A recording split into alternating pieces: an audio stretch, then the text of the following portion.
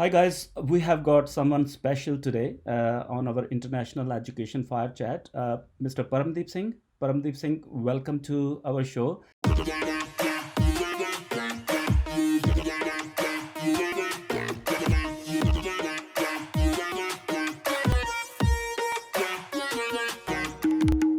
I have the pleasure of working with Paramdeep Singh. For our listeners, let me read out a long list of Paramdeep's achievement. Paramdeep has been working in tertiary education sector since 2001, in international education since 2003, has experience in New Zealand government institutes and private institutes, has worked with a few Australian institutes in the past, for example, University of Sunshine Coast, TAFE Queensland, currently working with TAFE New South Wales and Australian Institute of Music promoting their courses and their qualifications. Paramdeep also runs an education technology company making apps for international students' safety. He has helped fostering many partnerships and collaborations between education institutions, for example, New Zealand Institute collaborations with Indian counterparts, Sri Lankan counterparts, and Nepalese counterparts. And last but not least, Paramdeep has also won Top Export Achievement Award from Bay of Plenty Export in New Zealand. Paramdeep has got about 20 years experience under his belt in international education. And before we jump into formal conversation, Paramdeep ji, can you please introduce yourself to our listeners as well? Thank you, Mr. Pavitr. First of all, I like to say everyone that hope everyone is all right and they are staying safe in their bubble, whether they are in Australia, New Zealand, India, or anywhere else in the world. So I pray for their well-being. This is a very tough time with all of us, but then Absolutely. this time gives us a lot of opportunities also. It depends how we see this thing. Uh, so as Pavitra mentioned, has already given a brief introduction. So I'm very humbled. Thank you for giving me the opportunity to come on your fire chat and share some of the experiences, share some of my viewpoint with you and with the audience. So Absolutely thank you. great. No, thank you. Thank you for coming. And as we said that we keep our chit chat, the fire chat, very chit chatty and, conversational. But I know that our listeners have so much, including me, we have so much to learn from you and your experience because you have been living and breathing education for last 18, 20 years. And I know that once you have got that much experience, we all have to learn so much from you. Just on getting on to the basics, how is the situation in New Zealand at the moment, Paramdeep? So, as Australia and New Zealand are, I think, pretty much in control. Yes. New Zealand has gone a little bit more on the well-being pathway. So, for last, if you see 5 days, for 4 days there was no cases. Yes. Yesterday there was one. Today also there is no case. New Zealand has already moved into the level two, alert level two. A lot of business establishments have opened from a day before yesterday. Even bars have also opened. Uh, Cinema theaters are also opened, and in some of the places just restrictions of 10 to 50 people in public places, but on the whole Yes. it's pretty much under control here. Absolutely. I think we have been living in a very fortunate part of the world where, we are kind of very, very blessed that things have moved very quickly and the governments have been very responsive as well. And how do you see the government's response to the whole COVID-19 situation and in particularly for education sector and looking after the students, looking after the education business and, what would you add to that? So I think New Zealand government has done actually pretty good by including all the migrants, especially international students, into the wage subsidy. So Very nice. anybody who had a full-time agreement or part-time agreement before the lockdown, that was before sort of 24th of March, Yeah, they were given the wage subsidies. So like full-time wage subsidy is around $585 per week, that's part-time amazing. is around $300 per week. So all of them have got that. And then in April, month of April, what they allowed, if anybody was working in supermarkets, they allowed them to work full time because there was a huge need for shelf stacking and other workers in supermarket sector. Very nice. And even if you were on a student visa for 20 hours part-time per week, they are still allowed them to work full-time as long as their studies are not getting hampered. Very and nice. again, now they have also allowed anybody working in healthcare sector, they allowed them to work full-time for 3 months. So that started from March, April, May. So students, the people who are working in healthcare sector as caregiver, personal care assistant, they are working full-time. Then civil defense services were also helping a lot of international students. There are a lot of community support groups, like in Rotorua also. Yes, yes. From our Gurdwara Sahib, we also distributed free food parcels. We have set up, our institute also set up hardship funds. It's not our institute. I think on the whole, overall community was involved. They have set up a lot of things. And now recently, only 2 days ago, Education New Zealand has announced $1 million hardship fund for international students. That's amazing. So any education institution, any private government institution, or any society which has been involved in helping international students, they can apply for maximum of $20,000 fund from Education New Zealand, which has to be used for like either rent subsidy for medical or any food parcel. That's so they can amazing. apply for that fund from Education New Zealand and distribute to the student. So that way, on the whole, I think it's pretty good. And institutions shifted to the online module so that studies are not hampered. So they set up all the program very quickly online through Moodle or Blackboard or through a lot of other platforms. Yes. And added them with Zoom sessions so that there's an interaction is available. There was always a 24/7 helpline number, because a lot of people were feeling sort of a little bit depressed also. They were thinking, what will happen to my future? Absolutely. Safety concern, or anybody has anything. So on the whole, I think education sector, institutions manage it very well under the leadership of the current government. They have done actually pretty good.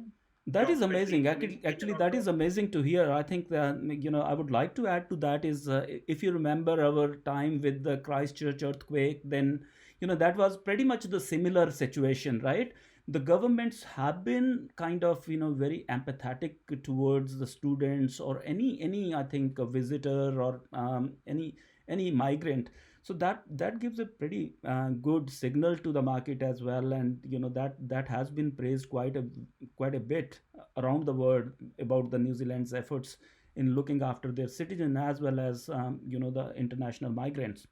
So that is really good, and that brings me to another point. If you remember, sorry, Pavitra, can I add one more thing? Absolutely, please feel free. Yes. There's just, I think, one thing which people are still not happy, because there are still a lot of people who are actually either on a work permit or some on essential skill category visa, some are on student visa. They have a valid New Zealand visa, but they are stuck in their home countries. So they have gone back there in holidays and they are stuck. And they say because the borders are closed, and they are sending emails to government and High Commission.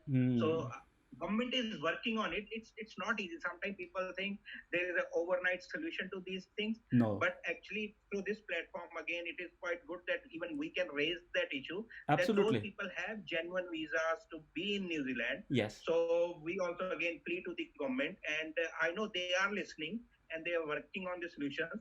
But on the other side, those people who are in their home countries, some are India, Nepal, Sri Lanka, they are getting desperate. So what I just want to tell them, also, they still be a little bit patient. Yes. And this is a very good government. And as you said, they're very empathetic. Yes. So they are listening to all these requests and trying to work out a solution. Absolutely great. I think that is really great. You added that because we wanted to discuss the issues and opportunities, and this is a little issue which actually the people are getting desperate, but again the governments are trying to work. Again, that the systems and processes and the borders are closed.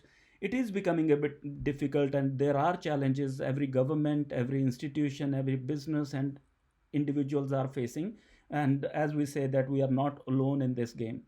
But again, coming back to that Christchurch earthquake situation, it was because that I was owning that institute at that time, and we just started, and you have been very kind at that time, looking after our students, giving them your home to stay. I still cannot forget that help. But I know that individuals are helping, the governments are helping, but at the same time, the institutions or maybe the people in education business, they may be not feeling very comfortable, they do not know what to do. And do you think it is appropriate to do marketing and keep on doing, your business activities, business as usual at this point of time? Yeah, I think there are two different views on this thing.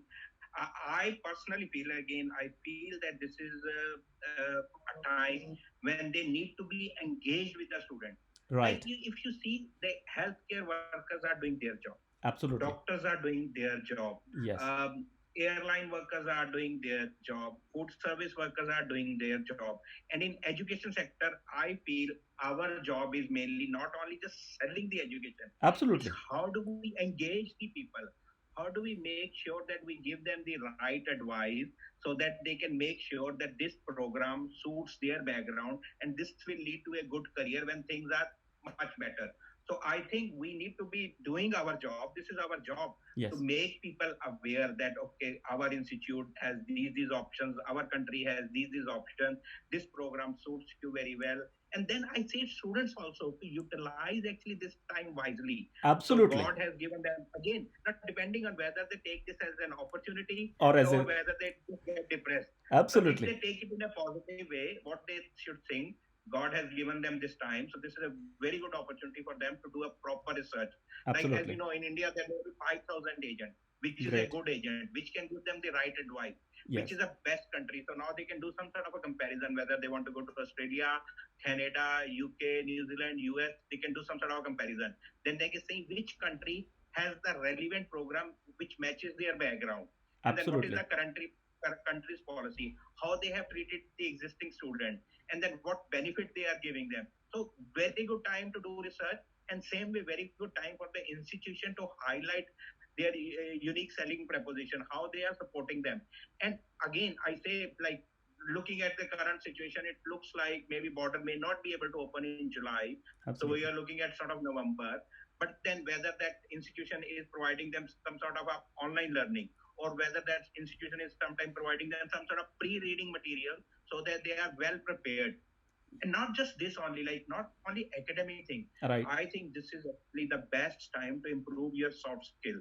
As Absolutely. Pavitraji, you already know that when somebody as an international student, we also came as a migrant, how Yes. hard it was for all of us, and what we need to actually share our experience with the future generation. Future generation, I think that's great. And I agree completely with this thing that there are people who are utilizing this time very very wisely, preparing them for the future. And if you remember that during that Christchurch, that everyone was desperate, and were feeling, but again, that was the time when we build upon our resilience, we build upon new skills, we prepared ourselves for the future. And of course the future was good. And at the same time, I think one thing what we all need to understand is that time, good or bad, it keeps on moving, it passes. But yes, that is very important that you added that the even students can utilize this time to because we know that everyone is at this point of time thinking, oh, my 6 months are wasted, my year is wasted. I think at the moment the priority is to be safe and sound, look after your mental well-being, and then prepare and utilize this time to build those soft skills we are talking about. Of course, we will have more time, maybe a separate, complete separate session around those soft skills. How do you see, like, the future of international education? Because you have been involved in education, we have been involved in education, and we get a lot of questions from our network as well, that Paviter, how do you see that where the international education going? Do you have any thoughts on that? Yeah, I think so. This year may be just a little bit difficult for us, Yes. but going forward from 2021, I think see the future as very bright, especially for both Australia and New Zealand. I Yes. think we both countries come in the top three countries in the world which Word. has handled this virus situation very safely in a very sort of an entrepreneur manner, like looking at the well-being also, looking Absolutely. at the economic side also. Australia Yes. has done a little better than New Zealand in that side. Of course. So the likability, the brand image of the country has increased tremendously Very nice. worldwide. So I have seen recently in last like 3 4 weeks, I've been doing webinar with a lot of agents in India, Nepal, and Sri Lanka, the inquiry level has increased. I can just give you one stat which I got from IDP. Very nice. Last year, during this time, they did in-house fairs all around the main cities, Right. and they had 700 walk-ins. Right. So this year they did virtual fairs in all those cities, and they have 1,000 walk-ins. Wow. Virtual walk-ins. That's amazing. So they have increased. So the interest level has Increased and considerably. so they are doing one more round of fairs with that. Again, their job is also to keep student engaged. That is the main Absolutely. thing. And I think Australia and New Zealand both have a very good future.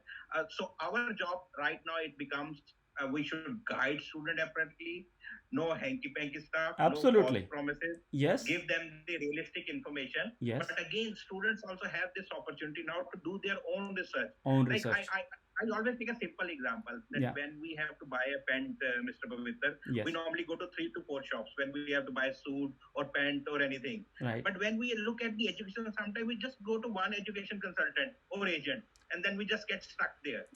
So I say people, I do know. your homework very well. Oh, Select absolutely. the 2-3 agents also, and then try to compare 2-3 institutes also. Absolutely. Which has the best program, which matches your background with a good career outcome. I want to pick on a couple of points which you have discussed, and I'm also very, very vocal about those, building the brands, being empathetic, doing good job, keeping the quality. As you know, that we have been category 1 institution for successive 2 terms, and that is where the core focus was to build the brand and remain, in the market. The kind of signals the governments are giving at this point of time will be, it is a time to build the brand around your empathetic, empathy, or maybe being very engaging with your audience and keeping them engaged, give them information and give them the right information and build that community, so that once the time comes, that community, that is exactly what we do. Is because I teach diploma in social media marketing, and we develop courses around social media, digital media, and that is the same thing, that at the moment, maybe people are not buying, but they want to be engaged, and it is your opportunity that how you can feed them the right information, so then they become your loyal customers. What feedback are you getting from your stakeholders, like the agents or education providers, how they are dealing with the situation in terms of the business sustainability and keeping the quality, and at least stay in the market? Again, as you know, Mr. Pavitra, 5 fingers are not same. No. So there Yes. are different views of different agents also. Some people are actually quite aggressive. They are doing market. They think also this is a right opportunity Right. to come out in the market and establish their own brand with the accurate information, with engaging with the students, giving them that sort of service which they need. But then on the other side, there are some education consultant or agent which are looking at cost cutting also. Right. That they think that they may not be able to sustain it. They are closing their offices. Right. They have laid off their staff also. So, but my advice is also to, okay, so you need to balance this out. Absolutely. So I know cost is important also, because they may not be getting some revenue for next 3-4 months. So they need to balance the cost, but keep on engaging with the students, because otherwise, if they are not in the market, and then as you mentioned, social media has become very important. It is all important. those things. Like Absolutely. when I was growing up, we never listened about Facebook, Instagram, Snapchat, or LinkedIn. These things have just become very popular. Everybody knows that now. Even my mother also knows about these things, and kids are very much familiar with those things. Yes. But they need to maintain their presence also. One agent was marketing themselves in the market, Yes. and for now 2-3 months, if they don't do anything in the market, people will go to somebody else who is in the market. Who is in the market? And it is not convenient actually. And I tell you, actually, market is shifting. The people who were earlier scared of going online, because they have been forced to go online, they are getting comfortable in online now. Comfortable So online that now. is another shift which is happening in market. What we have been seeing, more and more people are coming into our virtual fairs, and they Right. are not even scared of now studying even online also. We did some sort of a research with our students who have got visa for our institute at Toyo Homai and WIT, and 70% of have shown us the inclination that they would like to study online if given an opportunity. If given an As long as opportunity. we make it more interactive and we Yes, support it with a lot of material, so they are not scared of doing online. But if you see last year when there was the face-to-face option, yes, they would have preferred face-to-face only. But absolutely. now they know that time is of essence. They don't want to Yes, waste their time also. yes, So they are very happy to be engaged online. And again, saying that now there is again opportunity which we have found. Like a lot of students who were coming to our engineering diplomas, academic people always used to say us, "Oh, right, these people are studying, struggling in math. They don't know physics that much because in maths you need a calculus for engineering." So what absolutely. we have added, developed a lot of foundation program. We Right, are going back to the student that if you want to come and study in our this engineering program, why don't you study these modules online before you come? So you are better prepared. Your success factor also increases. So that is that's. an opportunity we have identified in this whole situation. I think that comes back to the one single point, and I think I must admire New Zealand's efforts because New Zealanders are very good at adopting the technology very quickly and use it wisely. And I think that is what we can learn from New Zealand, that all the businesses, number one, they need to use the technology and they need to build the right credible trustworthy brand, and also they need to keep on innovating in one way or another, because that time has gone when people were just sitting and then thinking that the things will keep on working the way they wanted. Because that is one thing I was reading with last week, that the marketeers are just not able to chase their target audience anymore because their market target audience is shifting. But in terms of marketing and in terms of brand development, that is absolutely important, that people look after their brand and build it in a way that business becomes more sustainable. And I also understand that it is important for everyone as well to remain in the market and keep engaging with their audience. Of course, Paramdeep, these were amazing things you have discussed. But I want to steal one tip from your arsenal of marketing, which you want to give to the businesses or the education institutions. And I would like to learn from that as well. That what is the secret of your marketing network? That how you have built such a large network? Any one tip? I think the most important thing, and it goes a little bit against that some of the marketing people may not like me Yes, because they absolutely. We are make not here to be very big liked. marketing plans to get more money from their chief executives for the marketing. Right. But what I think actually, and a lot of people know this also, the word of mouth is the most important form of marketing. Absolutely. What we have also done here, we made sure that our existing students are very happy. So existing students are satisfied.